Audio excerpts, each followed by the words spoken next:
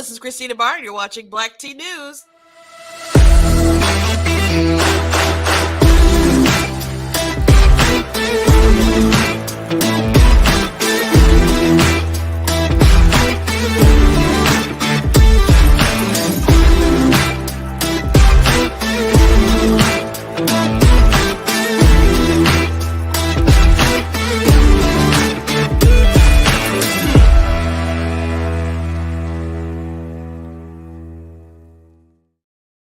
Hello, welcome to Black Tea News. I'm your host, Christina Barr. Today we're going to be talking about something that, well, frankly, it sucks, but I think we were all aware of it. It's the fact that we've been in a recession, and so official numbers came out today.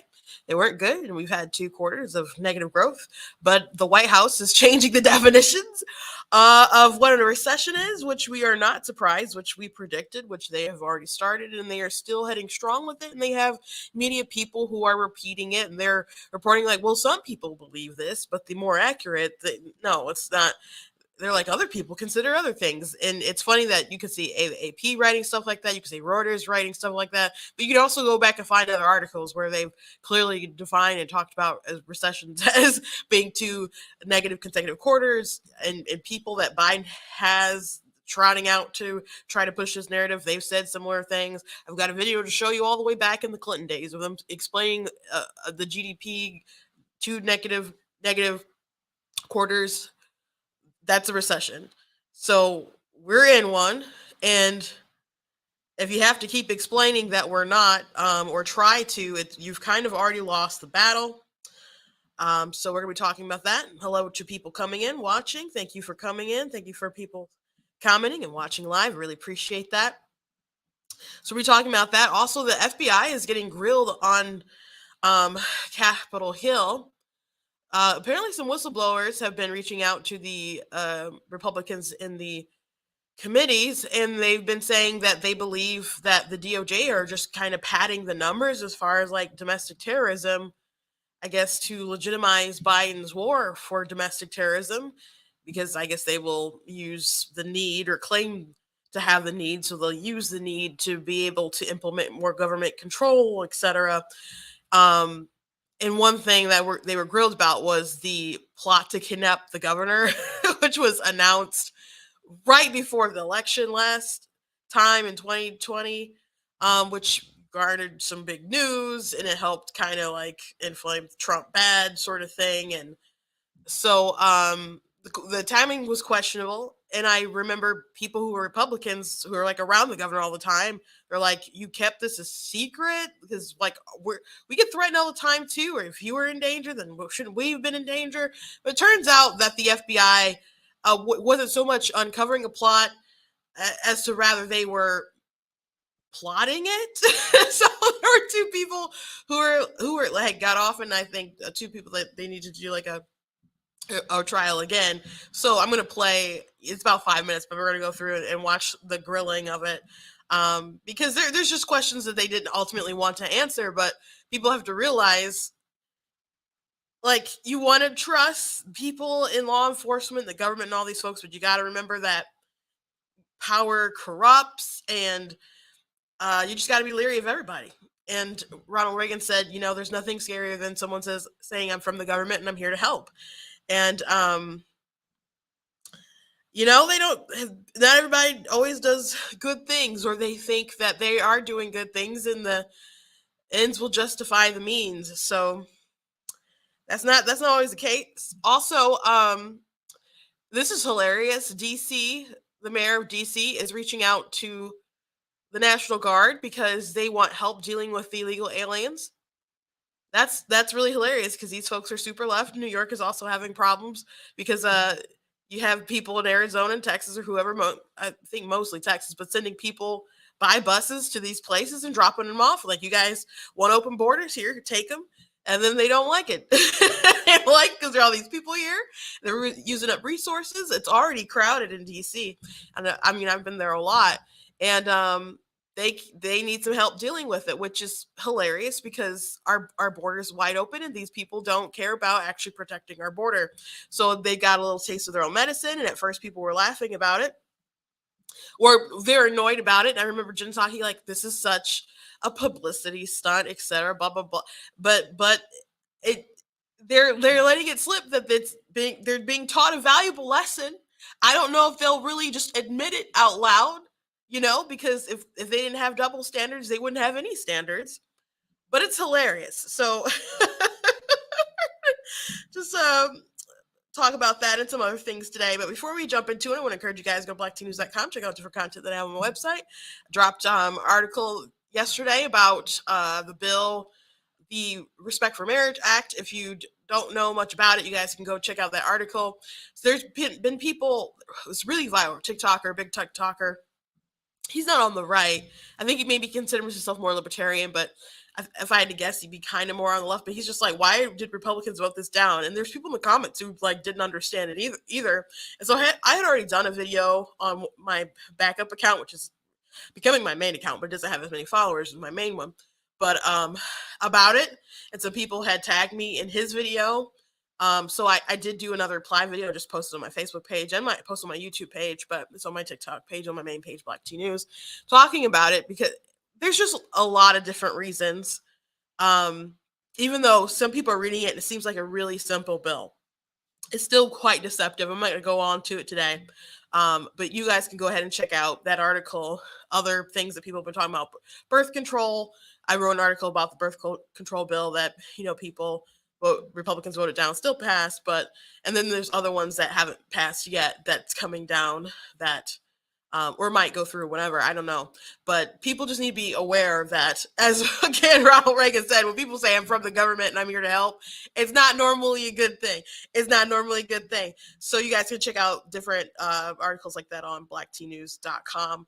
If you like what I do here, please consider leaving a donation at blacktnews.com/donate.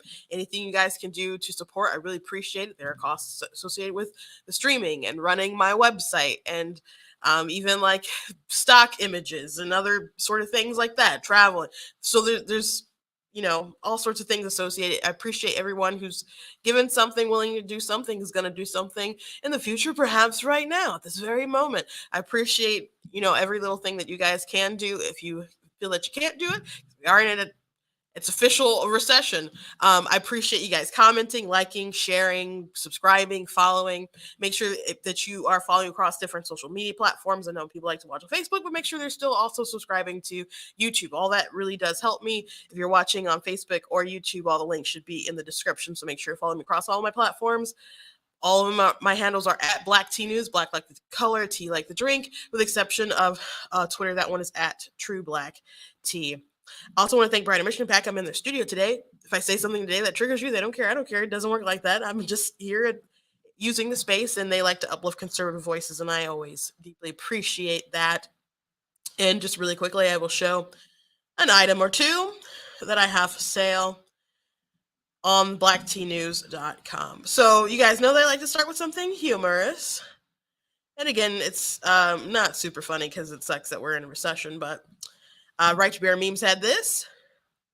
It's a little bigger than I meant to be. Biden admin changing definitions, more than 2 consecutive quarters, negative GDP, and genders. So yeah, because that's where their heart is really at, the gender wars and ignoring reality. So there's the meme for the day from Right to Bear Memes. If you're not following them on Twitter, they got some good memes. They're a solid place I can go to for memes now. So yes, we are in a recession. It is official, even though the White House would like to deny it. United States is in a recession after the economy shrank for the second straight quarter by an annualized rate of 0.9%. On Thursday, the U.S. Bureau of Economic Analysis first estimate of the nation's gross domestic product was worse than the predicted expansion of 0.5%, FX Street noted. Economists widely define a recession as 2 consecutive quarters of negative growth. And the White House is insisting that that's not a thing. And they've been insisting that for a few days now.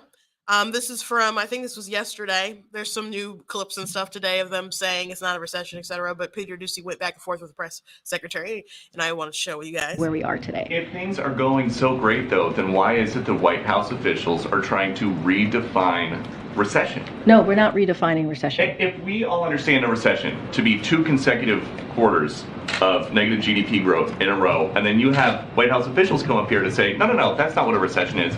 It's something else. How is that not redefining recession? Because that's not the definition. That is not the definition. Brian Deese said in 2008, of course, economists have a technical definition, which is of a recession, which is 2 consecutive quarters of negative growth. I can tell you this. Yesterday he said 2 negative quarters of GDP growth is not the technical definition of a recession. It is What not. changed? It is not. Why did he say that it was? is not. I can What's the difference other than who the president is? to what he said yesterday in front of all of you, which is the last thing that you just repeated. There are many factors. Economic factors and indicators to consider, and I will say that the textbook definition of recession is not 2 negative quarters of GDP. We have a strong labor market. Yeah, blah blah blah. They're gonna go into all that kind of stuff. When she's like, it is not. I think about. I've never seen this movie, The Room. I just know it's a cult phenomenon. With the it is. I did not hit her. I did not. That's what just came in my mind. If you don't know, what The Room is, just Google some clips. It's just a cult phenomenon. She's an awful press secretary, man. She's just awful, but that's what you get when you get diversity hires. And I don't think it's rude to say that because they clearly want you to be aware that she's a gay Black immigrant and she's not good at her job. She's not good at her job. But here's the clip that they're talking about when he changed. Brian Dice just changed his definition. He's a director of National Economic Council. And he did change his definition. On the definition of recession, which has been an issue that I know many of you have reported on.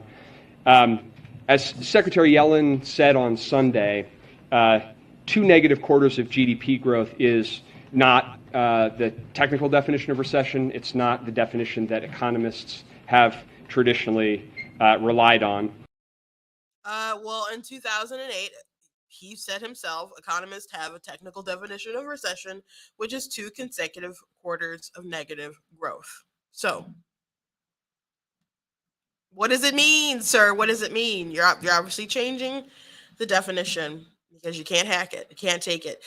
Let's go back to the days of Bush and Clinton. Well, a recession is 2 quarters in a row of negative growth. I don't think we're going to have that. What was that again? Well, a recession is 2 quarters in a row of negative growth. I don't think we're going to have that. Oh, 2 consecutive quarters of negative growth. And that was the AP's video, by the way. And AP and people are trying to change the definition because they can't hack it. Which doesn't make a lot of sense in the long run. But here's Biden trying to downplay it. Both Chairman Powell and many of the significant banking personnel and economists say we're not in a recession. Okay, just because you say it's not and other people are saying it's not and other people are following your lead doesn't change the fact that people have been having a different definition all this time, an agreed upon definition. I mean, here's John Harwood. That this is by the way, it's not possible for a recession to only last 2 months. Recession equals economy shrinks for 2 quarters. Oh, but you notice it's different then. It's different then because Trump was still president then, and it was possible to have a recession back then. So it's possible to say that stuff then. But now that it's Biden, everyone has to ignore the definition of a recession. And again, nobody wants to be in a recession.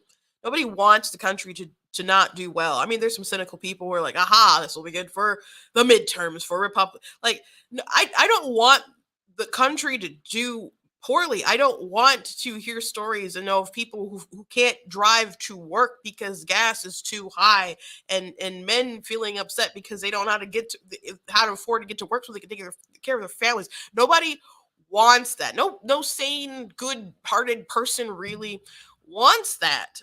But we can feel that we're in a recession, and just for people to lie to you and pretend that it's not, when we have the numbers, they could have, I don't know, did their darndest to try to hide the numbers, inflate the numbers, something to change it. That would have been a better bet than just denying, like, we're not in a recession, because some people that I know now will say it because I want them to. That's not how it works. And by the way, if you're explaining and trying to have to change the definitions, you're already losing. I mean, it's hard when you're in a circumstance like this where the inflation rate is high. In a way, it doesn't matter what you say. There's going to be a big argument about what's the definition of recession, but it's going to be back in the spirit of if you're explaining, you're losing. If you're fighting about whether it was or was not a recession in the first quarter of this year and looking backward, it's not going to be a comfortable place for the administration. And it's that divergence between message and what people are feeling, and that it might not be exactly what's in the data. That's a common thing to happen to administrations, especially going into the midterm, and that's what kind of puts the pressure even higher on them. Yeah, so, and that was a former Obama advisor. So I don't think most people, talking about the technical definition or what the definition is or what people have been referring it to it, etc. Most people have only had an econ class first semester, and that was a long time ago for a lot of people. So I know that was a long time ago for me. So there's a lot of people who wouldn't even know the definition, period. But it's still not right that people are trying to change it, etc. However, the most important thing is that people can feel it. They go to the grocery store, stuff is higher, their dollar isn't getting as far. Their wages might be higher, but it feels like they're making less because they are making less. And I had said this morning on Facebook, I'm like, it's official, we're in a recession. And someone replied under it and said, oh, imagine this phantom recession. I'm like, phantom? What? And they said, but the big oil's making record profits, and these businesses, restaurants, and retail, they're making record profit. I don't even know what they're talking about, but I'm like, okay, oil, like Exxon, reported like last year, whatever, like record profit, like, I don't know if it was record like all time or something, but they made like 23 million, billion dollars. Okay, but they just lost like 22 billion. So, they're still like trying to recover from this terrible time that we've all had to go through, which a lot of it's because of government regulation and the fear that was pumped out for government because they wanted to do regulation. How we handled the pandemic definitely made it worse. So they're still trying to recover. A lot of people are trying to recover. Some people didn't recover. Some people just lost their businesses. A lot of people just lost their businesses, especially like restaurants. I don't know why they like mentioned food. I'm like, there's like processing plants burning down and a weird amount of them like being destroyed, an abnormal, suspicious amount. But I haven't been able to connect all the dots yet. But it's kind of weird out there, folks. You talk to people who are in restaurants and their margins were always so slim anyway, and now everything is so high. Prices have gone up everywhere. People have to give incredibly high wages for low skilled jobs for people to even show up, and they can't hire a lot of people, but they need more people, but they have to get used to not having more people because it's too expensive. I've talked about how I've gone to gas stations and talked to people who's selling the gas, and they're saying it's a very risky business. They barely make any money off of it. And people want to act like everyone is just greedy. Everyone is just greedy. It's corporate greed. And that's why people are feeling it. And it's just not how the reality of the situation. And even big businesses, retailers and stuff aren't making the money that they were hoping to make. So I don't know what that narrative is, but I'm like, I guess this is the narrative. This is just it's all in our minds. It's all just make believe, and we're not actually in a recession. And we have to believe the White House because they said this, and the press is just going to go along with what the White House says. But that's just not going to work. That's not going to be everyone's reality because, like I said, we feel it. We are experiencing it. You don't need to explain that we are in a recession, and that there's a reason why I said you all already know this, because we all already know it because we're living through it. So Biden can try all he wants. And last thing before I move on, I just want to note that to me it would make more sense if Biden and them just kind of were upfront about how things are and what they plan to do to solve the crisis. Unfortunately, they don't have good plans to solve the crisis. They only have ways that they plan to take advantage of the crisis. So I don't know if you guys heard, but Build Back Better and stuff, was always dead because of Manchin and Sinema, and they couldn't quite work things out. So apparently Schumer has struck a deal with Manchin, and they are going to pass a bill. And it's still got all this climate crap in it. It's still going to spend a lot of money, buttload of money. But instead of it being like Build Back Better, it's just like an inflation, fixed inflation plan. I don't remember the specific name, but it's like, just because you call it that or something like that doesn't make it true. Spending a bunch of money is going to cause more problems. And then Republicans, of course, are going to vote against it. And then people are like, oh, Republicans don't want to fight inflation because they voted against a bill that's going to spend all this money and put all these regulations that's going to hurt the economy. We just live in a maddening world. So with Manchin, this is a bit of a betrayal on his part. I have not heard yet that Sinema was going to lean one way or another with it. If you live in Arizona, I would make some phone calls. I would not harass her like the Democrats do and follow her in bathrooms and to weddings and stuff like that. But, maybe you got to just call up to the office and some letters, maybe protest. I don't know, in a normal, place. Don't be crazy, never be crazy, right? But you got to let them know that this is a really bad thing. Now, I don't doubt that they can I don't know what they're going to do with reconciliation and everything. I don't know at the end what this bill will ultimately look like, but spending a bunch of money and then putting a bunch of climate agenda garbage in it that will ultimately just causing more regulation and a bigger strain on our industries. It's just going to be so awful. And it's just going to make everything worse. And I don't know how many people are going to grapple with that or understand that. And I hope people aren't like, oh, well, it says fixing inflation, so it's going to fix inflation. No, it's not going to fix inflation. They're just taking advantage of the situation, taking advantage of you while they try to shove some stuff in and to have Biden and Democrats feel like they accomplished something. I guess it will be accomplishment, but just because you get something done doesn't mean you did the right thing. Another thing, people are so mad at Republicans for not voting for that marriage bill. But there was a bill that, or amendment to a bill that they were trying to pass the other day that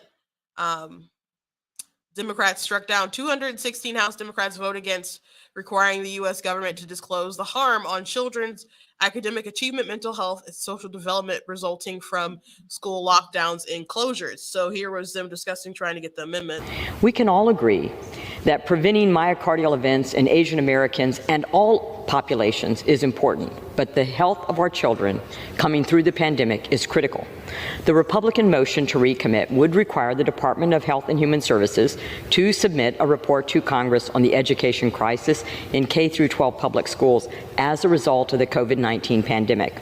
This report would include the total number of days schools were closed, the impact that school closures had on our most vulnerable population, which includes both academic achievement and mental health, and the amount of classroom instruction time that was lost.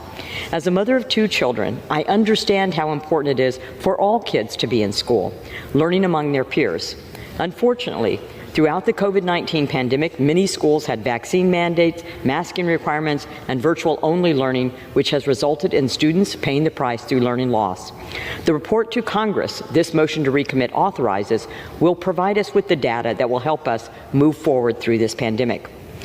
Early in the pandemic, there was a lot of focus on limiting people's interactions with others. However, by the summer of 2020, I would argue that the risk of keeping schools closed and how to reopen them as safely as possible was known. In fact, this was widely the practice in Europe. As a physician and former Iowa Director of Public Health, I recognize that children are an infinitesimally low risk of severe illness with COVID. In fact, in February of 2020, the New York Times reported that 86% of pediatric disease experts recommended in-person schooling regardless of vaccination status. In addition, a recent study found that grade schoolers are at a lower risk than vaccinated adults.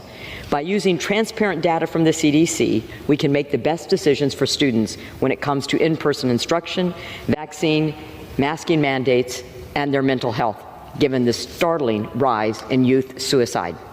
I believe that it is imperative for students to go to school and have in-person instruction. Our future leaders depend on the best education possible, which starts with the classroom. Let me repeat that, in the classroom. So I urge my colleagues to vote in support of the Republican motion to recommit. As we are entering a new school year after 2 years of a pandemic, our students deserve to be back in the classroom among their peers. Yeah, so yeah, they voted it down. People are like, oh, Republicans voted down gay marriage. That's not what they did, actually. That's not, the bill doesn't even legalize gay marriage and interracial marriage. I have an article that I just posted on blacktnews.com. I recommend you guys reading because I'm going to go through the whole thing today. But that's wedge issue stuff. But this is something that obviously hurt a lot of kids during 2020, 2021. We could have, to know like how much harm was caused. I think that's a good thing. So maybe we can understand that next time and have some data to say, hey, we have data, but like have HHS like look at this stuff. They're the ones who kept pushing the harm, and encouraging, following just what the teachers unions wanted, not really the science. But why would they want to put out a report like that, especially when they're just too busy? Had the meme earlier with the two genders, they'd rather focus on transgender health and convince parents to let their kids get on hormone blockers. That's what HHS would rather do. So we live in a really weird, sick world, guys. By the way, I saw an interview last night on Fox a little bit with Dr. Bricks talking about COVID and the vaccine, which was pretty amazing and troubling and annoying, and I'll just show you. To get your take on a lot of people looking at the president now having this, and all these people who have been fully vaccinated and boosted and all of that, and they're getting it. The 20% or so of Americans who've not been vaccinated might look at that doctor and say, well, why bother? Why bother? What do you tell them? Well, if you're across the South and you're in the middle of this wave, what's going to save you right now is Paxlovid. But once we get through this wave, during that lull, you should get vaccinated and boosted because we do believe it will protect you, particularly if you're over 70. I knew these vaccines were not going to protect against infection, and I think we overplayed the vaccines, and it made people then worry that it's not going to protect against severe disease and hospitalization. It will, but let's be very clear. 50% of the people who died from the Omicron surge. Wait, hold on. So, she said that she knew that it was going to stop infection.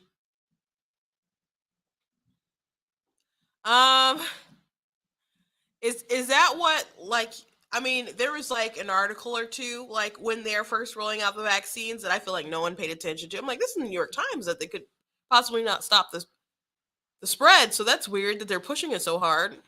Because that was like, that information's been like floating out there, like basically from the jump.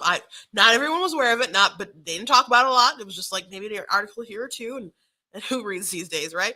But just the experts be like, Well, we knew that it wasn't going to stop the spread, and we like overplayed our hand. But like, if you're over 70, you should definitely get it.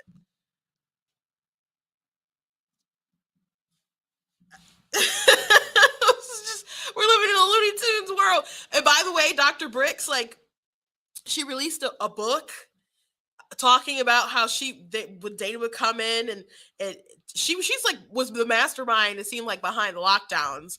And there was some stuff that Fauci was like, I don't know about that, but she had to like get him on board. And even when they said 15 days to slow the spread or whatever, she always knew that she wanted it longer than that, and she didn't quite have the data for it, but she was hoping it would come in. And they were looking, if they didn't find the data here, they look at data in other countries and stuff. It's just wild. So people talk about Fauci, but I'm like, this lady with her, she didn't have a bun in there, but like her hair would be pulled back, and she's like, oh, Dr. Brick's in the background, and I'm like, she's like the evil mastermind behind it all. And it's just wild. It's just wild. Some people were ragging on Trump a little bit, I saw on social media, because he said that he didn't really listen to Fauci, and it's debatable. Closed it up long before Nancy Pelosi wanted it, or any of these people, including Fauci. I used to listen to Fauci, and whatever he said, I did the opposite. I came out very good. So it was hit and miss with him and Fauci. I mean, there was a narrative. People were saying that he wasn't listening to Fauci, and then Fauci would go like, "No, Trump, he's been very cooperative," and blah blah blah. And then like after Biden won, he's like, "Yeah, science can win now." So I'm sure there was some back and forth, some tug of war between them as well. But a lot of things that they recommended, or they did ultimately do, but they knew that there was opposition because they're concerned about the economy and all other sort of things. And Bricks and Fauci had to twist things to kind of get the way that they want, even played around with the data. Gosh, what a terrible world that we lived in the past 2 years. Like, just things like they didn't want to admit like women having their periods affected by the vaccine, and people pretending that they weren't, and people who said stuff like that being censored on social media and different groups and whatever. And then eventually they came out with an article saying, oh yeah, it's actually a thing, which I thought was interesting, because after Dr. Malone was on Joe Rogan's show and talked about mass psychosis formation or something like that, and he did mention about the periods being affected. Like, not even a week later, an article came out about it. I'm like, well, that's interesting timing. I don't want to go full conspiratorial, but I just want to note that the timing was interesting. But not too long ago, there was an article, a major newspaper talking about, oh yeah, periods were affected. Like, well, women told you that from jump. You guys just didn't want to believe them. You just didn't want to believe them because you wanted to push what you want to push. But you could have just been honest and just tried to deliver information in an honest way. And if you were not playing around, playing games with people, you probably could have got some more people who are just naturally suspicious on board. Now, there were some people who were just never going to comply, period, because they weighed their risk, and they were like, you know what? I'm good. I will assume the risks. And that was their right to do. But again, when anyone says, I'm from the government and I'm here to help, you got to take them with a grain of salt, or just run the other way. Because there's ulterior motives there, like always. Gosh. Dr. Bricks. Let's move on. Just really quickly, the mayor of DC is upset and has been upset because there have been people sending in illegal aliens by bus to DC, and also this has been going on in New York. The mayor of New York is upset because they're saying they're taking all their resources, basically. It's like, haha, you know how everyone else feels. You think they're just supposed to like go to Texas, stay in Texas, stay in Arizona, just stay there, or go further into the interior of the United States and like set up shop in Michigan or other places like that. Like, you don't expect that they're going to go to the Big Apple, you'd expect them to show up there, or not by the busload probably. And so DC is having a similar problem. So she's actually reaching out to like the National Guard, trying to get assistance with all the illegal aliens. And so I played a video, guys, for you guys about a week ago, I think it was, with her saying, well, this isn't the destination spot that these people want, so this isn't right that they're bringing them here.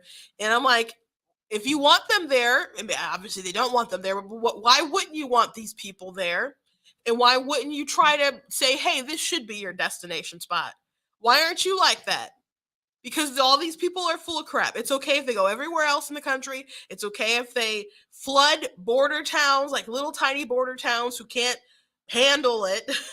It's okay if people flood in there and you resent the wall, didn't want the wall built, didn't want National Guard or whoever protecting the border. You don't want any of that, but you want National Guard to help DC thrive in its elitist little section slice of the country. It's hilarious. And it's way more than these folks deserve. Way more with all the karma. I'm not a karma person, but I mean, I know what it means, so I'm just going to say karma. Another thing I did mention online that Samantha Bee, she has a show on TBS, Full Frontal with Samantha Bee. Perhaps you've seen some of her rants. She's been on for a long while. I never sat down and watched the show, but I would just see some of her monologues that would go viral. And I can't say that she's ever made me laugh. And so some people thought she'd be kind of more like an heir apparent after like the Daily Show and stuff like that. But like the Trump era broke a lot of people, including comedians, and they just, you can't really do jokes about people I think you hate too much, because it just kind of blinds you and you're so far into the rage that you can't land like a normal joke. Well, like one time I was watching Whose Line Is It Anyway? And I can't, one of the guys, maybe Gary, is that his name, with the glasses and he has like curly hair, always wears a suit. And he's meant to say a joke, but he just said like angry insults. And then that was it. There wasn't a punchline. And they're like, aha, they're racist, homophobic, blah, blah, blah. It was like something along those lines. I'm like, there's no punchline there. But Samantha Bee, she's like one of those people who's just like angry ranting all the time. Well, the Spectator World pointed out that her problem was credibility. Excuse me, I got a cold.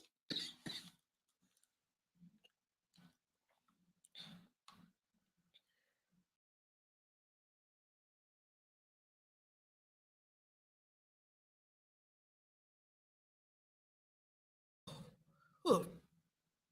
So Samantha Bee, excuse me, try to keep it in. She actually has a credibility issue. She lives in New York, like a lot of elitists, and she has a school that's like segregated. So it actually fought against that.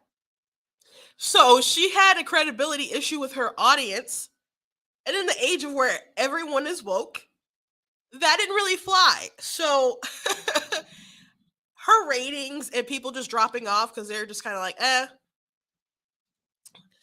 that's not the only reason why she's gone now. So Spectator World has a pretty interesting article about it. It's got some good tea, so I recommend watching it, reading it, and following his page. He's always got some good commentary. I follow him on Twitter. So I would check out that article. I thought it was really, really interesting. Last thing I want to talk about is the FBI and watch this grilling segment about the plot to kidnap Whitmer, which actually was a plot mostly committed by the FBI. Because apparently some whistleblowers have been reaching out to the Justice Department, not the Justice Department, I'm sorry, like the different committees and stuff, and letting them know, like, hey, we think that the DOJ is like kind of inflating the numbers and the problems with domestic terrorism and stuff. To what end? Probably just to give the government more authority to,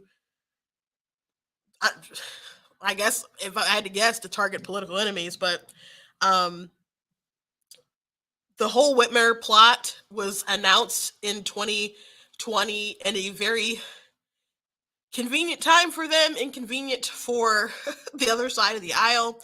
Everyone, of course, condemned it. Like, you don't kidnap people, but they said, aha, this is Trump's fault. They pointed to particular tweets when he was like, liberate Michigan, which he tweeted that about several different states. But I don't care. Like, it's bad that people did that, which the FBI like led the plot. Let's just get that straight. But no matter how people react to it, and I condemn anyone doing anything illegal or crazy like that, it doesn't change the fact that she was a tyrannical governor who stepped on our liberties. That still doesn't change. And if I tweet that, and if I talk about it, and if the president tweeted liberate Michigan, it doesn't change the fact that, well, we needed to be liberated because she was tyrannical. She didn't care about our freedoms and our liberties. That doesn't change. It's still a fact. But let's watch this.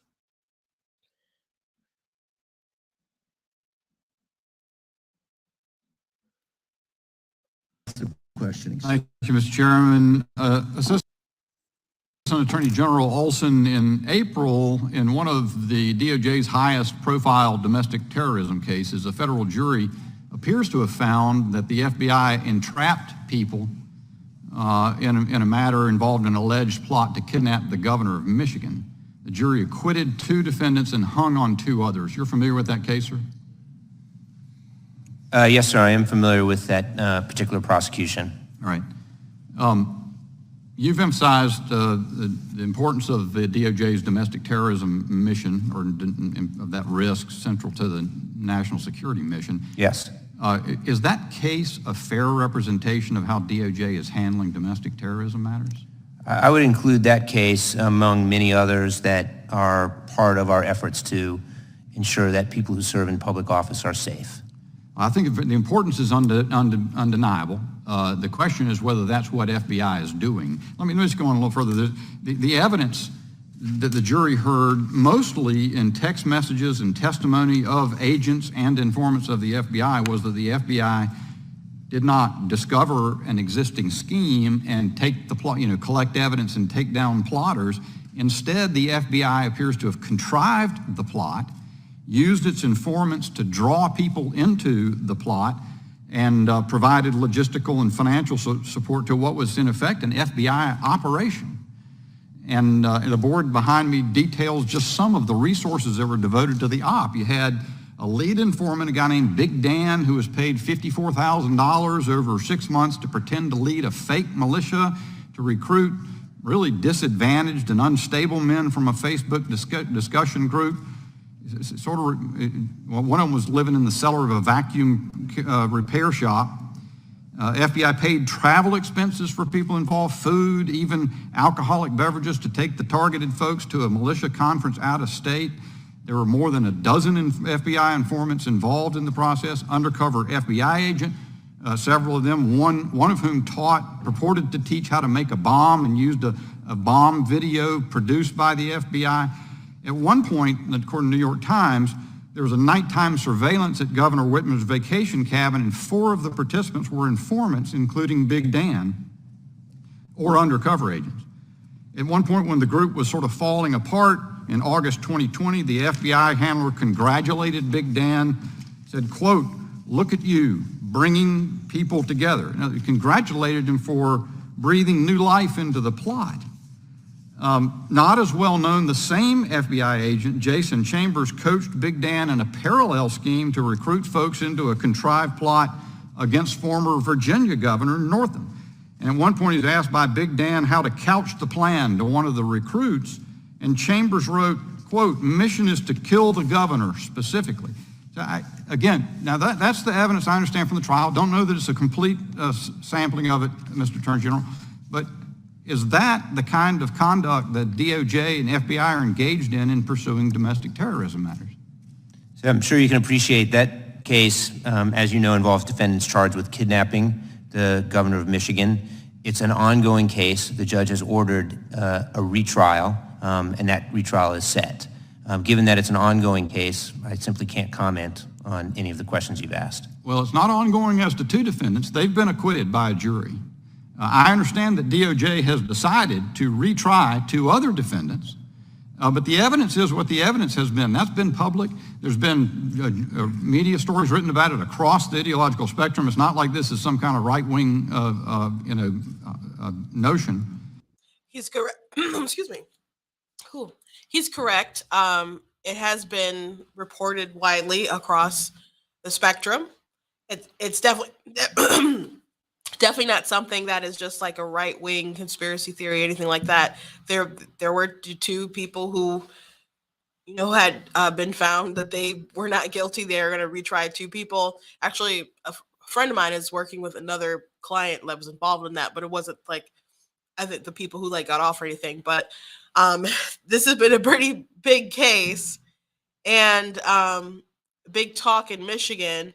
Not as of lately, but I thought it was interesting that this got some national sort of, I don't know if national news, but they're talking about it here on the Hill. And this is something that was floating around Twitter today.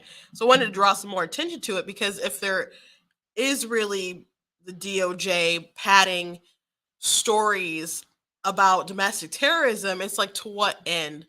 And to what end? I think it seems like to really just be empowered to go after political enemies, maybe be empowered to go after, I don't know, Second Amendment. I don't know. Maybe have some kind of nationalized police force. Some people were thinking about that because they're talking about defunding all these police and then high crime, but then there's also domestic terrorism. So maybe they're going to establish different places where they have some kind of federal law enforcement. I don't, besides the FBI, but I don't know what the end game exactly for all this is, but why pretend, or why pad the numbers?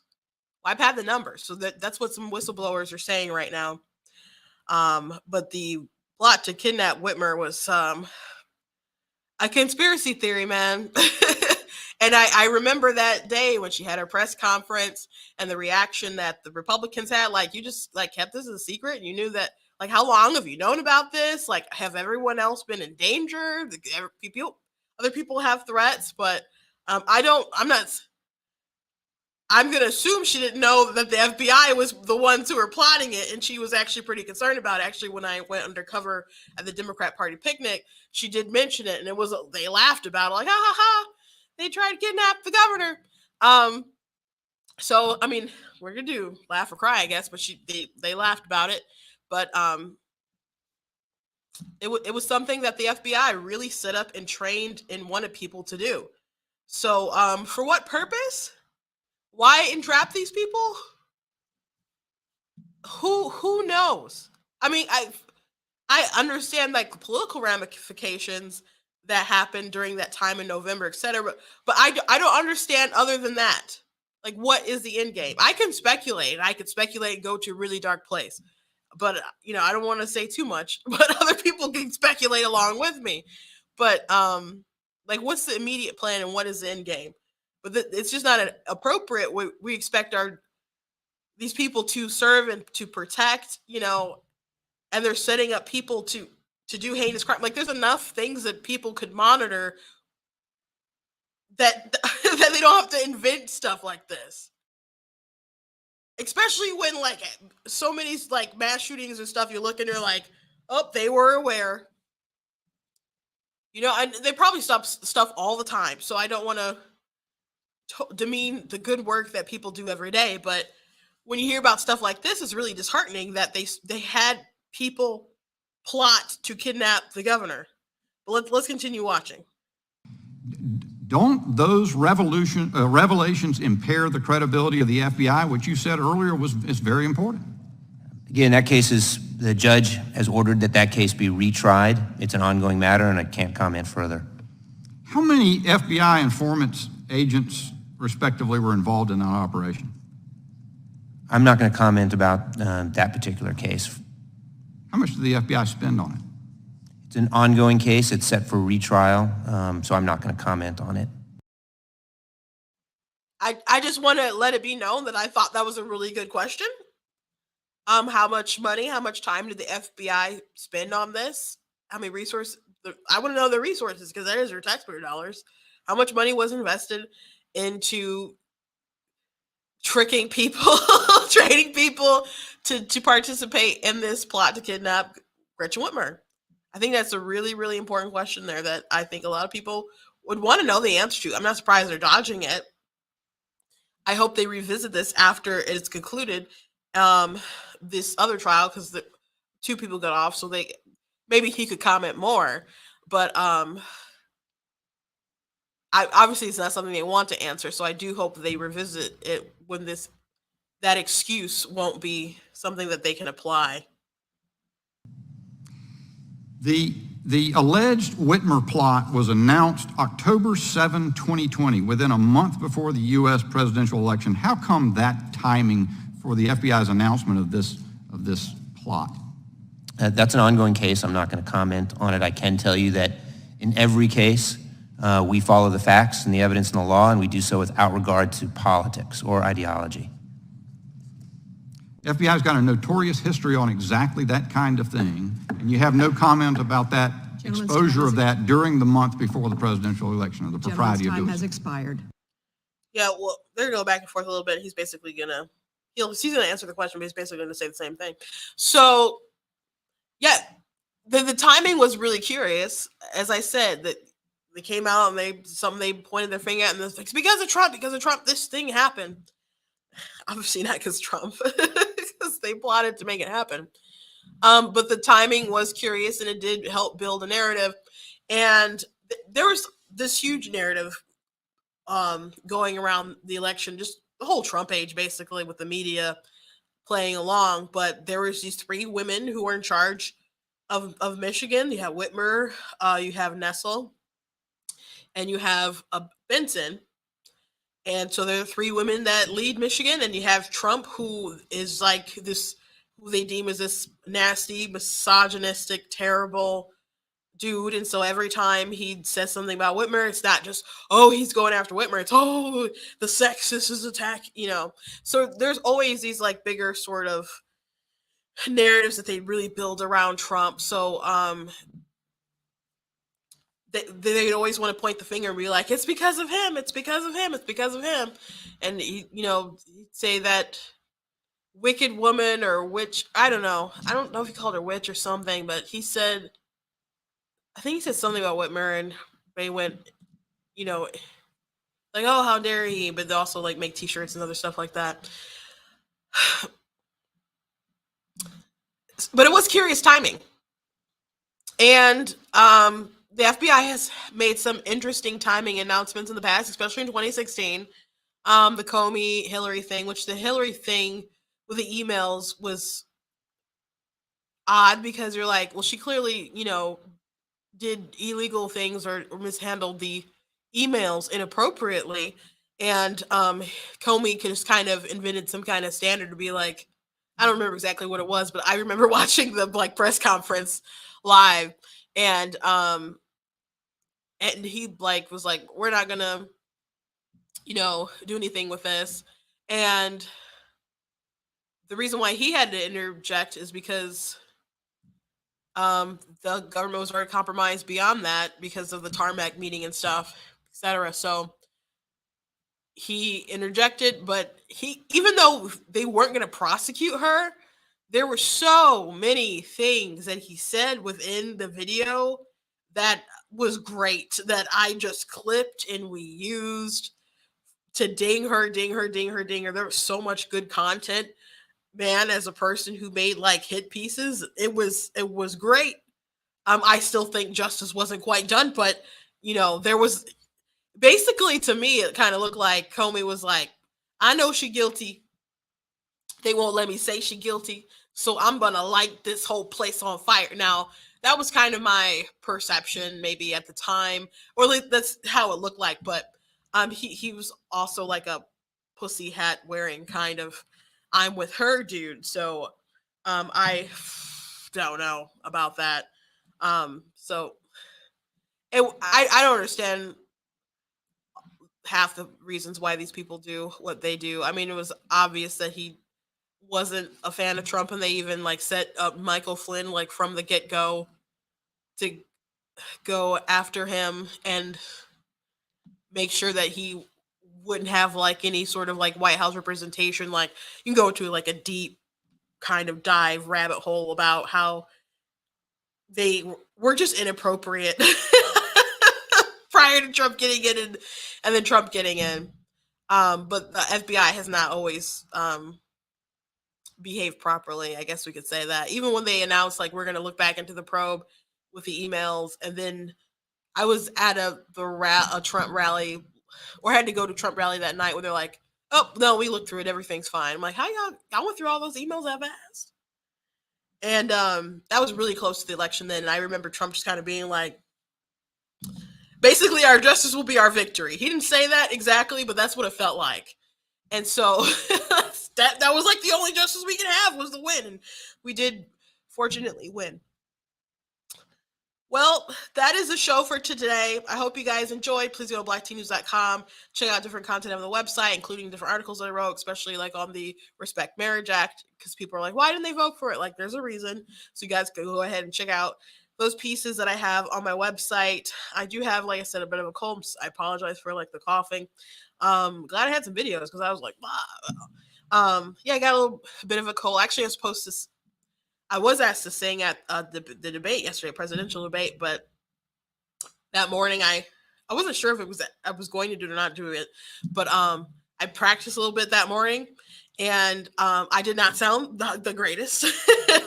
So I just called the office. I was just like, the Michigan Republican Party office in Oakland, and I'm just like, I don't know if y'all still want me to do it, but I can't do that today. Like, and that's the one song that's already hard enough to do, and you don't want to mess it up. You want to do it justice, and it's like I wouldn't have been able to do it even if I didn't like belt out the notes, which I really do belt out the notes, especially like in the second half. Even if I like saying it quietly, I don't really want to do it in a softer way because everyone's like kind of used to the belting out now.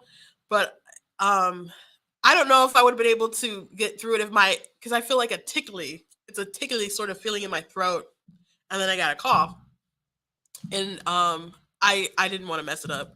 And then people take it so seriously that it feels disrespectful to not do it well as well.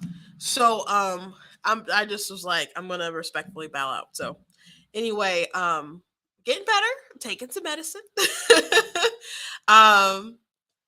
But yeah, I will have to talk more about that debate. We were having a primary very fast approaching. I haven't voted, like I told you guys. I like to vote on the day, but if you haven't voted yet in your primaries yet, make sure that you guys are informed and you guys are keeping up to date with where the candidates stand on different issues, whether you're running for governor or different Senate races across the country. People watch from all over. Georgia race looks pretty interesting. It looks like Kemp is going to pull it out. He's a couple points above Abrams, which it would be great for her to lose again and hopefully lose very well. Warnock is above Walker, which is disturbing. However, the fact that Kemp is doing well, because it's like maybe a 3-point difference between Warnock and Walker, and last poll I saw anyway. And it's like that's like between the margin of error. But since Kemp was like above Abrams, people who are going to vote for Kemp are probably going to break it, also vote for Walker, probably. So hopefully Walker gets in, Herschel Walker. because Warnock is awful. Um, man, I hate. He's like, I'm a pro-choice pastor. I'm like, what? You being a pastor ain't got nothing to do with you being pro-choice. So you don't even got to put that in front of your name because guy ain't in that, sir. Um, and but Walker, I don't know if they've had a debate or anything yet. I just don't see him being able to knock that out of the park. So, um, he's from my observation from afar, he just doesn't seem like the best candidate. But hopefully he can get it over the hump because I mean we obviously want Republicans to take back the Senate and the House, and we'll see what happens in the midterm. And I would just hope that it is a big red wave. And I had my issues with Oz, still concerned about some stuff, but would rather have the R take it. So we'll just see what happens. And we'll keep you guys up to date. So make sure that you guys are following all across my different social media platforms. I'm on Instagram, on TikTok, on Twitch. I'm on YouTube, on Facebook, on Instagram. All my handles are at Black Tea News, with the exception of Twitter. That one's at True Black Tea. If you're watching on YouTube or Facebook, the link should be in the summary of the video. So go ahead and check that out. And also you guys can check out different merchandise that we have on the store, like they make Crack Whack Again Trump 2024 shirt, the You Are Not That Special. And we also got those and cute little mugs and so on. Just a lot of stuff you guys can check out on the website. God bless you guys, and I will see you tomorrow.